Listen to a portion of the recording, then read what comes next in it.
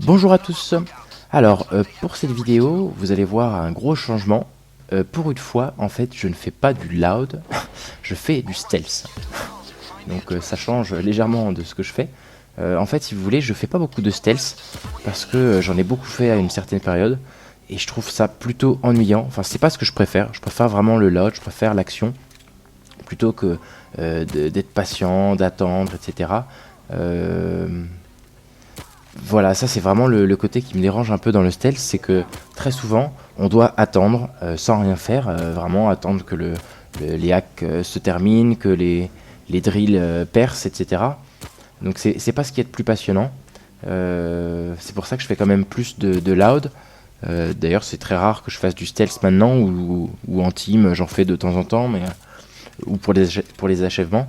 Mais de moi-même tout seul, ça me fait pas plaisir de faire du stealth. Je préfère vraiment faire soit des parties en public loud, soit avec la team en loud, soit même en solo en loud.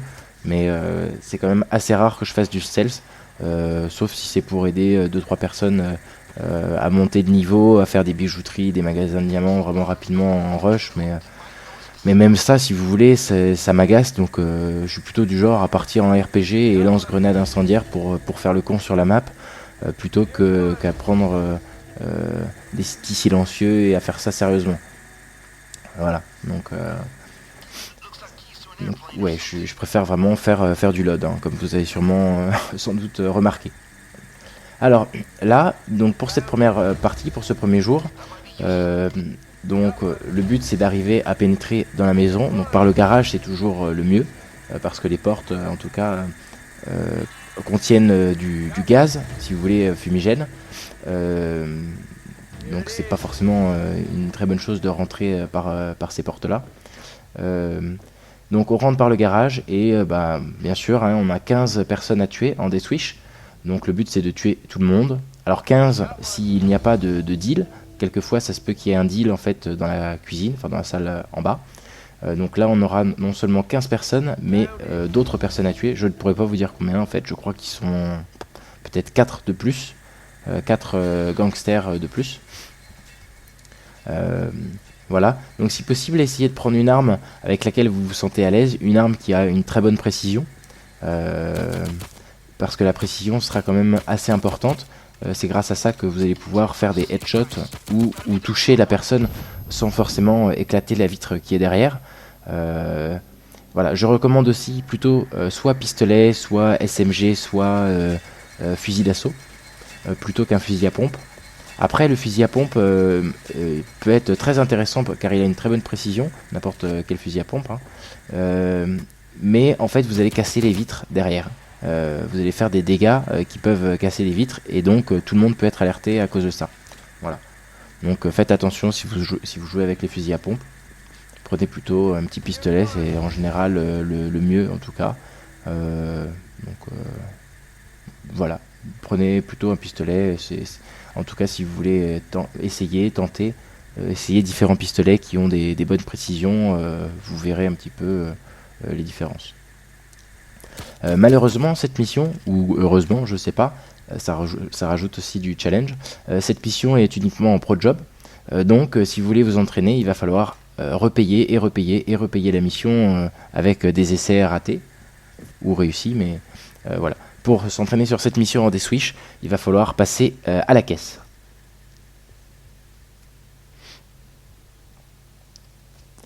En fait, pourquoi j'ai décidé de faire du stealth, hein, non pas parce que je décide de m'y remettre. En fait, je voulais juste tester aussi le Baby Deagle. En fait, Beagle n'est pas réellement stealth jusqu'au bout.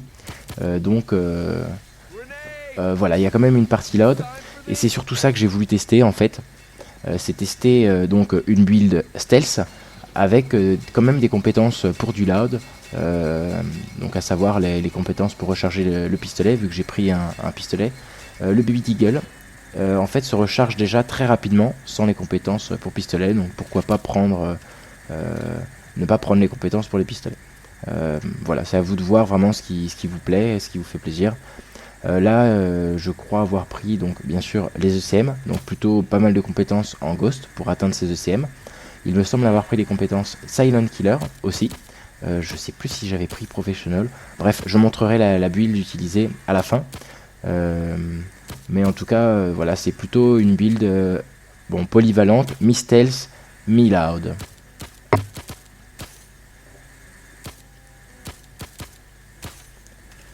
Mais en général, de toute façon, pour toutes les autres missions, bon, enfin, à part celle-là, hein, où elle est à la fois stealth et loud. Mais d'ailleurs, cette build-là est surtout à utiliser en solo, pas en multijoueur. Hein. Enfin, vous pouvez, mais bon, vous servirez pas à grand-chose. Vous pourrez pas inspire les autres personnes si elles tombent par terre, si elles se font down. En général, je conseille quand même d'utiliser une build qui est uniquement pour le stealth ou uniquement pour le loud. Je trouve ça bête d'utiliser un mélange des deux, sauf si vous le sentez pas trop, par exemple sur un Firestarter en pro job et qu'il vous faut vraiment l'achèvement des Swish. Là, pourquoi pas prendre un mélange des deux, car le premier jour va être plutôt loud, les autres jours peuvent se faire en stealth, mais si jamais vous ratez le stealth, vous pouvez faire du loud. Mais pour toutes les autres missions qu'on peut redémarrer, autant prendre uniquement une build soit stealth, soit loud. Voilà, je trouve ça dommage de... Enfin, je trouve que c'est toujours un gâchis, si vous voulez, d'utiliser des points qui, par exemple, je sais pas, des points pour avoir un body bag en plus, ou des points pour monter, par exemple, en ghost pour les ECM, alors que vous pouvez avoir des sacs de munitions, ou... Enfin, je trouve qu'il y a toujours d'autres compétences qu'on peut avoir en loud. Il y a toujours des choses intéressantes à avoir. Donc voilà, c'est moins la peine en tout cas d'utiliser une build soi-disant polyvalente, mais qui au final sera moins performante dans ce que vous allez faire. Alors là, en fait, on n'a pas très bien vu, mais enfin si, sûrement si vous avez fait attention. Le début en fait de cette mission, j'ai regardé directement par la fenêtre de la première salle. En fait, il y a 3 salles possibles pour le serveur. Donc ce n'était pas là. Là, je vais regarder la deuxième salle. Il y a une petite astuce qui permet de regarder en fait à travers les rideaux. Là, on voit à travers, il n'y a pas de lumière. J'essaie quand même de regarder s'il n'y a pas de meubles, etc. Mais là, voilà, normalement, c'est pas cette salle-là. C'est ce que j'en ai déduit. Donc on a toujours un petit doute. Hein. Enfin, même moi, après quelques milliers d'heures de jeu, j'ai un petit doute parce que c'est pas une technique que je fais souvent. Mais je sais qu'on peut regarder en tout cas à travers les rideaux. Quand ils sont fermés. Le mieux sinon c'est d'avoir directement l'asset en tout cas pour ouvrir les rideaux. Bon bien sûr encore mieux c'est que les rideaux soient directement ouverts quand on commence la mission, mais c'est pas forcément tout le temps le cas. Mais en tout cas si jamais vous n'avez pas l'asset, enfin si vous n'avez pas récupéré au premier jour l'information pour ouvrir les rideaux, les shutters code, rien ne vous empêche d'essayer de regarder à différents endroits. Pour le premier endroit, j'ai pas pu montrer, mais il se situe normalement sur une haie derrière. Et ça vous permet de voir s'il y a de la lumière, s'il y a en tout cas des meubles qui ressemblent étrangement aux meubles où est posé l'ordinateur et où est posé l'écran aussi. Alors, vu que je n'aime pas attendre, j'aurais très bien pu en fait attendre en bas que les 2 ou 3 minutes de hack se fassent. Mais du coup, vu que je n'aime pas trop attendre quand je fais du stealth, j'aime bien, là en tout cas, je suis parti rechercher des informations qui permettront en tout cas de trouver le bon moteur. Donc pour trouver les informations, il suffit de trouver le nombre donc des petites pancartes hein, où sont écrits donc sur une des pancartes le nombre de câbles. Donc il y aura écrit soit H, soit 2H, soit 3H. Ça correspond au nombre de câbles qui seront reliés en fait à la bouteille de gaz pour le moteur. Sur une autre pancarte, on peut trouver en fait le gaz utilisé, donc soit deutérium, nitrogène ou hélium, qui chacun correspondent à une couleur de bouteille que vous trouverez en fait dans le labo. Là par exemple, j'ai trouvé deutérium et H. Les deux sont au même endroit, donc c'est parfait. Bon, à force de faire la mission, vous savez où sont les petites pancartes partout sur la mission. Ça peut vous faciliter le travail et vous aider à ne pas, par exemple, comme je crois mon premier Big Oil, il me semble, ou un de mes premiers Big Oil, je savais pas trop quoi faire. Personne ne savait trop quoi faire en fait, et on a tourné pendant je sais pas combien de temps. On a pioché les moteurs au hasard. Ça, je crois que vraiment c'est c'est quelque chose que tout le monde fait, comme un peu sur Rats le labo que vous faites péter parce que vous savez pas trop ce qu'il faut faire. Vous mettez un ingrédient au hasard. Ça, c'est vraiment la toute première mission. Après, vous vous dites en fait il fallait peut-être faire quelque chose de différent. Mais sur Big Oil, en tout cas, ma première mission a été plus ou moins catastrophique. Donc on était en plein assaut, bien sûr. Personne ne savait trop quoi faire. On avait pris les moteurs au hasard. Donc bien sûr, on se laissait guider par l'objectif, par le rappel de l'objectif. Mais voilà, je sais plus combien de moteurs on a mis, mais c'était pas glorieux, quoi.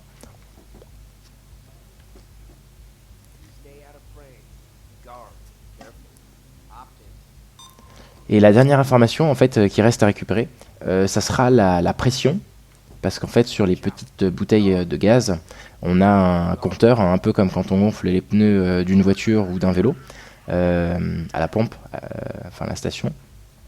Du coup on a la pression qui est indiquée, qui sera soit, alors l'information ça sera soit toujours inférieure ou égale, ou supérieure ou égale. Voilà, inférieur égal, supérieur égal. Là, ça va être supérieur ou égal. Le chiffre qui est après, on s'en fiche. Il faudra toujours... Enfin, le chiffre qui est après correspond à 400. Ça correspond à la pression en bar, 400 bars. Mais là, le chiffre est reporté. Je ne sais d'ailleurs pas en quelle unité de mesure il est reporté, mais ça correspond à 400 bars. Donc là, hop, je prends un moteur au hasard. Quand on ouvre la porte du labo, en fait, les gardes peuvent la voir. Donc je décide de vite aller déclencher le flare, le signal, la fusée éclairante, pardon. Là en fait il y a deux gardes, donc j'aurais pu les laisser passer. Mais en fait, vu que quelqu'un d'autre voit la porte du labo, je décide de mettre un ECM pour gagner du temps en fait. Mais voilà, là à partir de ce niveau-là, l'hélicoptère arrive quelques minutes après. Une fois qu'il arrive, en fait la mission ne peut plus se faire en stealth. L'hélico arrive, automatiquement la mission va partir en loud. Donc pensez quand même à prendre une build en loud, ou sinon essayez de tourner sur la mission pour la finir. J'ai décidé en fait de refaire cette mission en stealth, même si je l'avais déjà faite. Mais en fait je l'avais faite mais elle n'était pas tout à fait propre. C'est-à-dire que j'étais non seulement avec les ordis, j'avais laissé l'ordi activé avec moi, donc j'avais deux bots. Et en plus j'ai été down je crois 2 fois. J'ai pas réussi à tuer beaucoup de flics parce que j'avais pas du tout les compétences pour aller avec. En plus c'était une des premières missions que je faisais en solo, il me semble. Donc c'était pas génial. Là je me suis senti beaucoup plus à l'aise en fait, hein, en tout cas pour ce passage là, pour ce run là. Et en même temps ça m'a donné l'occasion de tester le Baby Deagle que j'avais pas trop testé, ou en tout cas pas du tout en silencieux, j'avais jamais testé en silencieux avec les compétences Silent Killer, et il est plutôt pas mal. Voilà, je pense que ça peut être une bonne alternative au Bronco ou au Deagle. Il a une bonne récupération de balles par terre, il a un bon rechargement qui est très rapide, je crois qu'il est le plus rapide en tout cas entre le Bronco, Deagle et Baby Deagle, c'est le plus rapide le Baby Deagle. Par contre, je trouve que ce qui est un peu embêtant quand on compare en tout cas ces trois pistolets, donc Bronco, Baby Deagle et Deagle, en tout cas ça c'est mon avis, hein, mon point de vue, et bien sûr d'autres trouveront d'autres avantages, par exemple le laser ou la visée, etc., qui peut être plus précise. Mais moi je préfère le Bronco parce que ça nous permet d'économiser énormément de points en fait dans les arbres de compétences, parce qu'en fait on atteint un certain cap de dégâts qui permet de one-shot presque tout le monde, à part les tasers et les cloakers normalement. Mais en fait on arrive à un certain cap, je crois que le cap est à 172, ou je crois qu'il y en a même un autre pour one-shot les cloakers. Ouais, il me semble que c'est ça, à 180 pile. Et du coup, le fait de prendre le Baby Deagle ou le Deagle, même avec le silencieux par exemple, on sera toujours obligé d'utiliser des compétences en plus. Par exemple, Gunslinger, on va être obligé de ace la compétence pour pouvoir bénéficier de 15 de dégâts en plus. Ou sinon, on sera obligé d'utiliser les compétences Silent Killer, voire Professional. si vous voulez de la stabilité en plus et de la précision. Mais Silent Killer, en tout cas en basique, sera nécessaire. Donc ça nous fait 4 points de perdu là-dedans, sachant que pour les atteindre, il faudra utiliser des compétences qui ne sont pas très utiles, à mon goût en tout cas, à savoir 4 burglars, on va être obligé de l'ace, ou cleaner, l'ace aussi, donc on aura un body bag en plus. En load, c'est complètement inutile. Ou des compétences pour la mêlée, mais je suis pas très fan en tout cas de ce genre de compétences en load. Je trouve qu'on a tellement mieux à avoir, par exemple Messia, Inspire, pourquoi pas les drills, pourquoi pas même des compétences en fugitif, etc. Avec le Bronco, en tout cas, on peut avoir tout ça. Je trouve que ça a été vraiment une très bonne évolution, en tout cas par rapport à avant, la grosse mise à jour qui a changé complètement les statistiques de toutes les armes. Voilà, le Bronco est en tout cas un très très bon pistolet, je trouve, et ça permet d'avoir des arbres un peu farfelus de compétences. Donc d'utiliser des compétences qu'on n'utiliserait pas forcément, ou d'en utiliser un petit peu plus, parce qu'on ne va pas être obligé d'utiliser toutes les compétences pour les pistolets, à savoir les compétences pour augmenter le rate of fire, ensuite Gunslinger pour augmenter la... Donc j'augmente bien sûr la vitesse de rechargement, qui celle-là est quand même importante, mais Gunslinger en ace permet d'avoir plus de dégâts, donc le Bronco a déjà beaucoup de dégâts, donc ça permet d'économiser ces points-là, ainsi que Trigger Happy, qui est dans l'arbre fugitif, qui permet d'avoir 10% de dégâts en plus pour chaque tir réussi. Par contre, il faut savoir que cette compétence, hein, quand on rate un tir, elle repart à 0. Donc voilà, si vous avez cette compétence, il faut bien sûr réussir tous vos tirs, ou en tout cas, si vous voulez bénéficier du bonus, réussir le tir précédent, le tir qui aura le bonus. Donc là, en fait, j'ai décidé de défendre en haut. On peut très bien, sinon, si vous n'avez pas du tout de quoi défendre, on peut très bien tourner autour de la maison.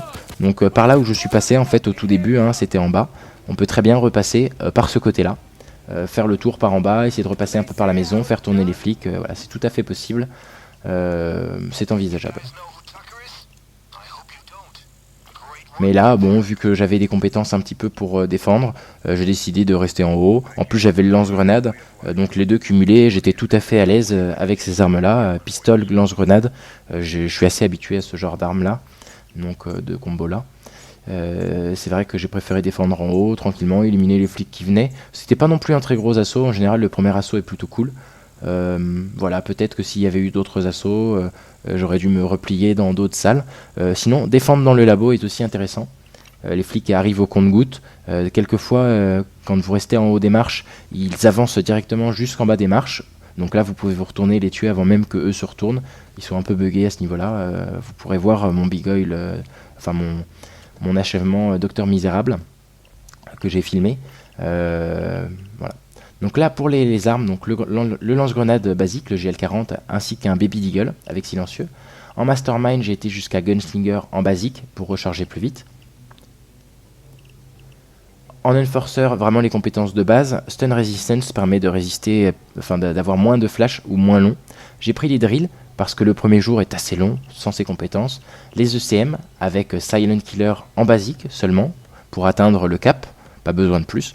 Et en fugitif, quelques compétences pour avoir un sac mortuaire en plus, dont je ne me suis même pas servi, le Deck Grinder. Voilà, je vous dis à très bientôt pour d'autres vidéos, sûrement loud.